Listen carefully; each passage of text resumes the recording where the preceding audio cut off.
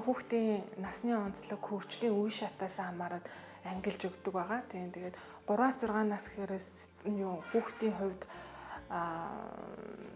хүүхэд өөрөө яг энэ бага балчир насны хүүхдүүд чинь айц тэждэг гэх юм уу те энэ орчинд орж ирээд аюултай байна уу, аюулгүй байна уу, сэтгэл зүйн хувьд одоо би энэ аюултай юу гэдэг мэдрэмжийг нь одоо энэ кола номын клубтэй бид нар энэ хүүхдэд хамгийн түрүүнд өгөх зорилго нь болохоор энэ 3-6 наснд хамгаалагдсан аюулгүй орчинд те бүрдүүлж өгдөг. Энийг болохоор багш ажилчдын харилцаагаараа энийг бүрдүүлж өгөхийг зорддог байгаа. Тэгээ харин 6-аас 9 наснд болохоор хүүхэд өөрөө би хэн бэ?